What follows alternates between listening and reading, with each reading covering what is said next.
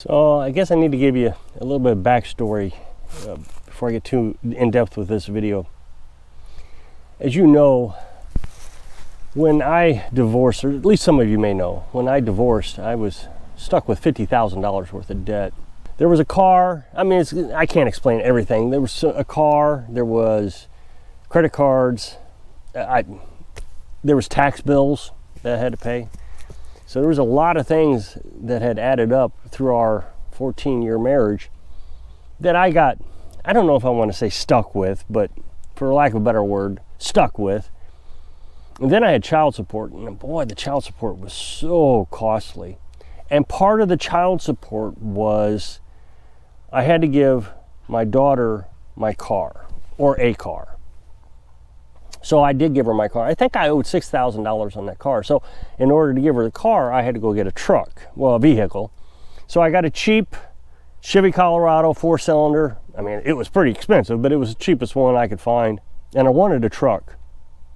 My ex-wife had a truck when she left, so I had to get that truck replaced. I felt the need that I needed a truck and not a car. So I had to quickly get that car paid off. And what I did was let's just say I started with the car. I guess I would have had to have started with the car. The thing is, the car was probably the lowest interest rate I had out of everything, but since it was an emergency, I had to give it to her. I probably paid it off first, my guess. So I paid it off, and then what I started doing was taking the highest interest rate, whatever, and paying it next. And believe it or not, I think I had, let's just say I had a $500 credit card and a $1,000 credit card, just using an example. The cheaper credit card, the one that had less balance on it, had a higher interest rate. So I went ahead and paid that one first because I felt like the interest rate, there is actually a mathematical formula. I'm not going to go over it here, but you can go on Google and say, how do you figure out your APR? So you go on there and you can figure out how much you're paying per year on a credit card beyond what you owe on it. It's terrible. And that's how I learned about the car. I learned it when I was paying off the car, how much I was paying in addition to the car payment. So, but let's just use a hypothetical number. Let's say the car had $6,000 remaining on it, just as an example. But after I'd paid all the interest, I would have paid another $1,000 in interest. Well, people act like that money's not important to them. But to me, now that I'm debt-free, I absolutely know that $1,000 is important. You can use that for other stuff. You say, boy, I got a bargain on this car, used car, only got it for $500. I went out and got a loan and I'm gonna pay payments on it. Thumbs up. And then you end up paying $800 or $900 on it. Well, you could have used that $300 for something nice. You could have went out and bought something. Went out to eat, I don't know. I just don't understand now that I'm out of debt why people would pay an interest rate. I mean, I know I was pretty bad with credit, but now that I'm debt free, it's clearly understandable to me. So now I got the $300 and the credit card. Let's say it was $100. I take that $400 and I apply it to the next credit card. So the next credit card payment was $200. So now I'm paying the $300 from the car, the $100 from the credit card, the $200 from, so that's the $600 now that I'm paying on that credit card. So within 2 payments, I think I said that one's going to be $1,000. It's hard to keep track of all these hypothetical numbers in my head. So now I'm paying $600 on a $1,000 credit card, had it paid off in 2 months. It would have taken 4 or 5 years to get it paid off previously. And then you put it on to the next bill. So now you got, what, $600 to put onto the next bill. And before you know it, you're paying these things off so fast that it's just phenomenal. You can't even believe how fast it's getting paid off. So when I finally got to the truck payment, which was, again, I think it was 9% interest or something. It was one of the lower interest rates. But I owed, I don't know, let's just call it $24,000 on it. I had so much money left over at each month because I paid off all those bills that I think once I started focusing on the truck, I had it paid off in 6 months. That's how fast it was. It just was so fast to get it paid off. 6 months, 8 months, something like that. It wasn't long. And then when you're paid off, you're taking all that extra money you make each month and it's just going straight into the bank. You're not spending it. you're not doing anything with it. So now I don't buy anything unless it's on cash. I have a credit card. Actually, I have 3 credit cards, but 2 of the credit cards that I have, I don't even actually have the physical card. When it arrived, I cut it up. The only reason I keep it is just to have for credit purposes, to have a good credit rating. Even though I'll never use credit, I have a good credit rating. I don't even know if that's important to me anymore. The only thing I don't like about those 2 credit cards is that they have a yearly fee that I just don't like paying, but I pay it. I don't know if it's a good idea. Probably not. I'm sure Dave Ramsey, the financial guru, would say, no, get rid of them and just take the hit on the credit score, but I don't know. I don't know if it matters. Once a year, you pay a payment on a credit card. So now I have one credit card that doesn't have a yearly fee. It's from the credit union where I had the automotive credit and all that. And I use it just to keep it active. So I have one bill that I pay every month. It's $13.99. So I put that on the credit card, but as soon as that's taken off the credit card, I instantly pay off the credit card. I don't let it accrue any interest. And I just, like I said, to keep that one active. And my thinking is if anything ever happened that I needed an extra whatever's on that credit card, for whatever reason, just on an emergency basis, I would have it.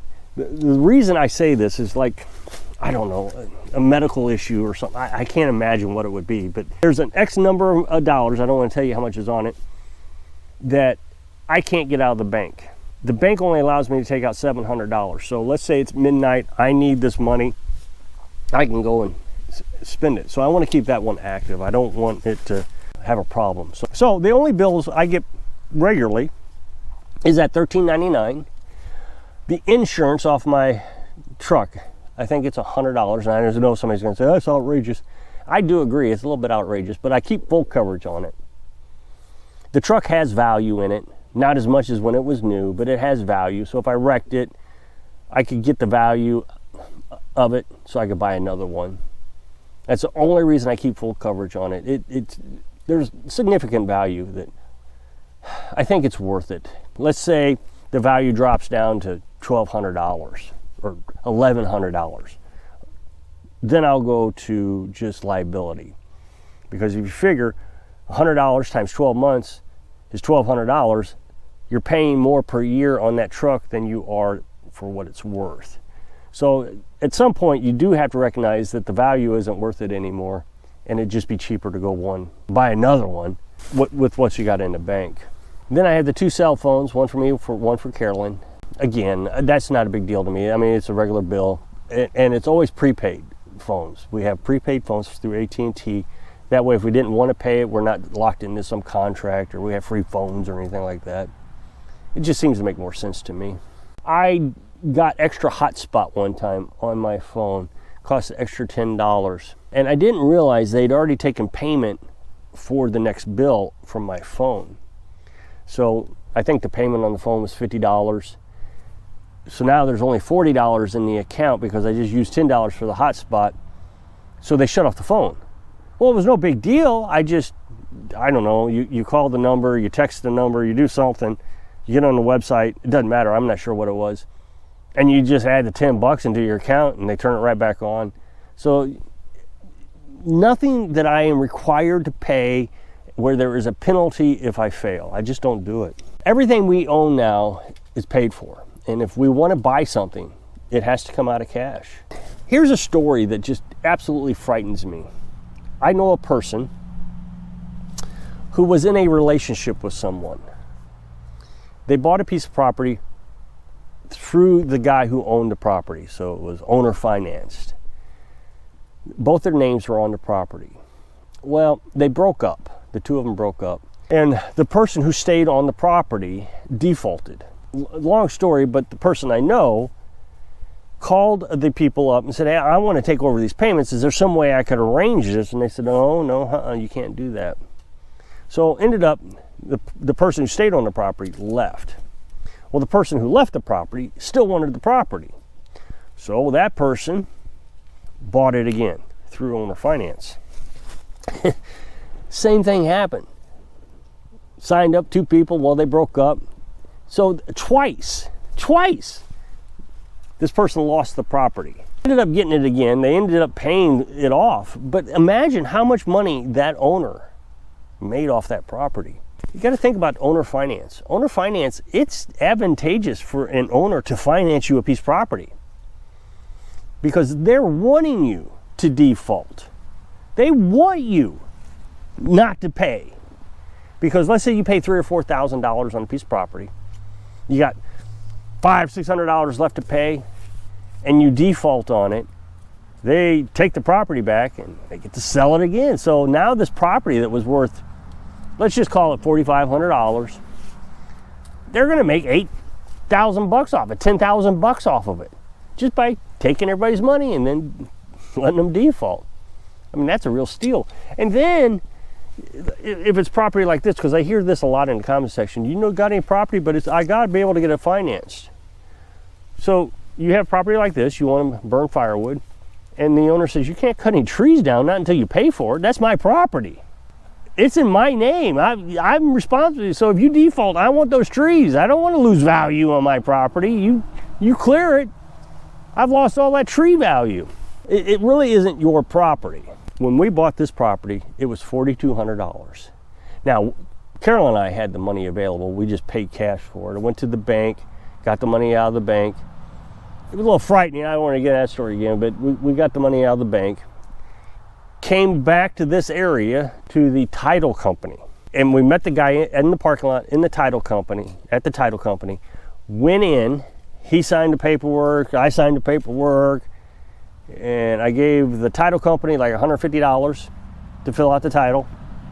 I gave him the cash for the property, and it was mine. We went back to my mother's house for a month. We didn't come back here. We went to my mother's house, got everything ready, and then came back here. It was easy, just so easy. But people will say, I don't have the money available to buy property. I need owner finance. Well, you're just giving money away. You are giving money away. If something happens, anything happens, you've lost the property. A better solution would be, let's just say the guy wanted $200 a month for this property, and I just paid him $200 a month, and I lose, let's call it $3,000. Well, then I got to start over. I'll do it again. That's great for him.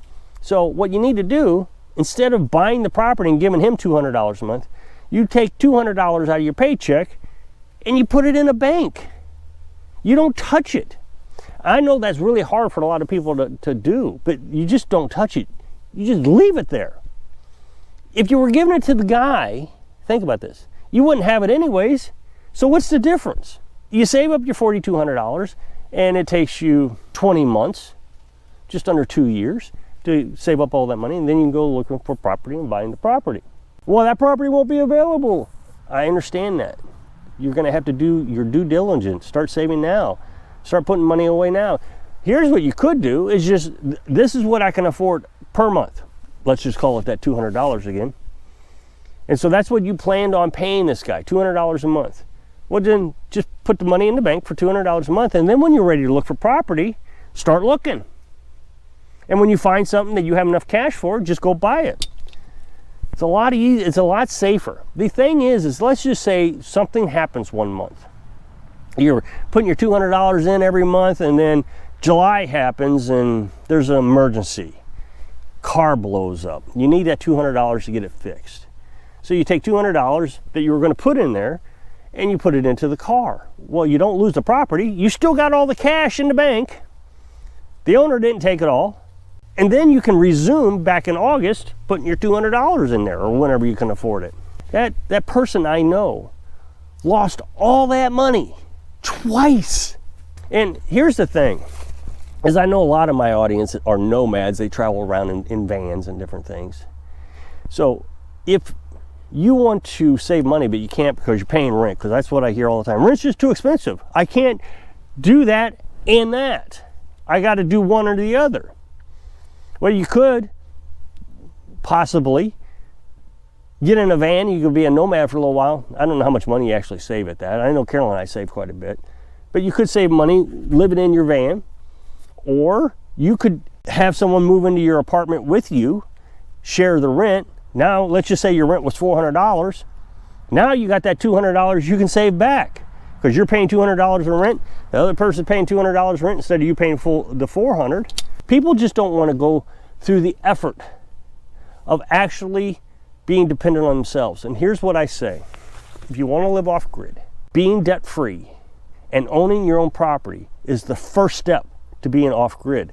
The bank or some other guy owning your property that you're paying money to, you're not off grid. At any moment, they can ask for it back.